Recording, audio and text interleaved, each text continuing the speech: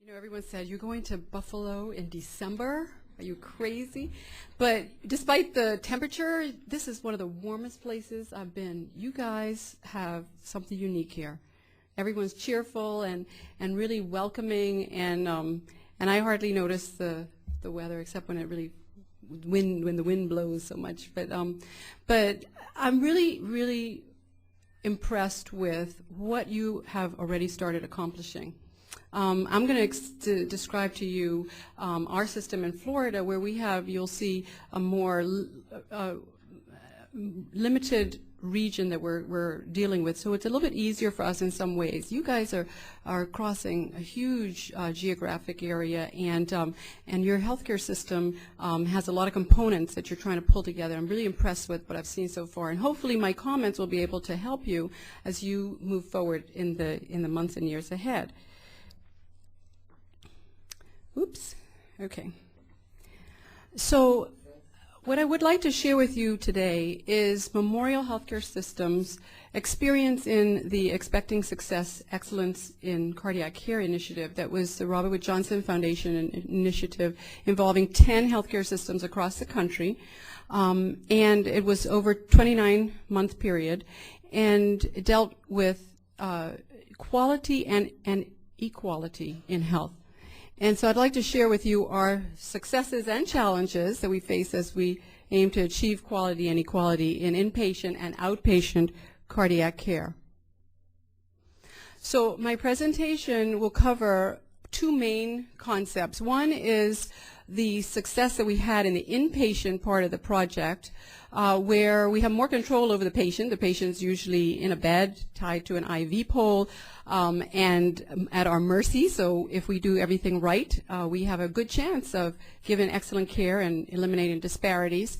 And we actually proved that at Memorial, that we can eliminate disparities through quality improvement efforts. Then I'm going to go into the outpatient setting. How many people here deal with the outpatient setting? Just curious.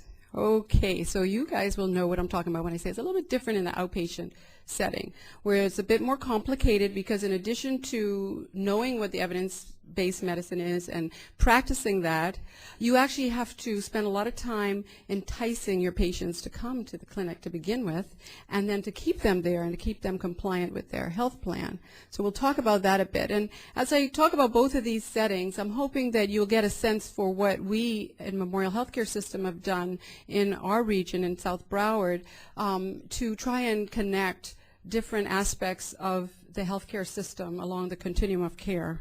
And hopefully that will help you as you bringing your partnerships together into a cohesive unit. So the Robert Wood Johnson Foundation, Expecting Success Excellence in Cardiac Care. How many of you are familiar with that project? Just curious. Okay. All right. So I'll explain just a little bit about it. Robert Wood Johnson Foundation had this wonderful idea that if we can improve quality to the highest level, then by definition we would eliminate disparities. Everyone would have great care. And they chose the cardiac disease because a number of things. One is that there was a lot of evidence out there, including the Institute of Medicine's treatise on unequal treatment, that show that racial and ethnic disparities exist in cardiac care, and there is a high burden on the blacks and Hispanic populations. The other good thing about it is that the CMS indicators. Are you familiar with the CMS indicators? In the inpatient side, hospitals have to provide data to the government on how well we're doing following evidence-based medicine. So, for example, for patients with heart attacks, we have to show what percentage of our patients are getting aspirin and beta blockers when they come to the hospital, and when they get discharged. How long does it take for us to do what we call PCI, the percutaneous coronary interventions, or the angioplasties, where the cardiologist actually inserts the balloon in the patient's coronary arteries to open up the blockages when a patient's having a heart attack. And there are specific goals that are supported by evidence that show that if you can open those blockages within 90 minutes of the patient arriving at the emergency department, then the patient's going to have much better outcomes. So we report that data to the government, and these types of metrics, clinical metrics, are becoming more and more popular, and I think it's actually a good thing because it keeps everyone focused on the evidence, the interventions that we know make a difference, a positive difference. So we have that infrastructure in place already. So what the Robert Wood Johnson Foundation did for this project is they said, okay, well, let's use those metrics to test how well we're doing in terms of improving the quality and eliminating disparities. So Memorial's part, we were one of 10 hospitals in the study. We decided we were going to approach it, and we were going to approach it strictly from quality. So we said we're going to insist on one standard of care for all patients, regardless of their race, ethnicity, language, insurance status, gender. We're going to insist on the same high level of quality for patients, and that we were going to ensure this by complying with the evidence-based guidelines for acute MI and heart failure. And then we were concerned about patients being discharged after that wonderful stay in the hospital where everything is done for them. What's going to happen then once they're discharged, to keep them out of the hospital and keep them healthy? So we wanted to design a program that would ensure that the patients had continuity of care in the outpatient setting upon discharge. So here's Memorial Regional Hospital, where we did this project, where we implemented the project.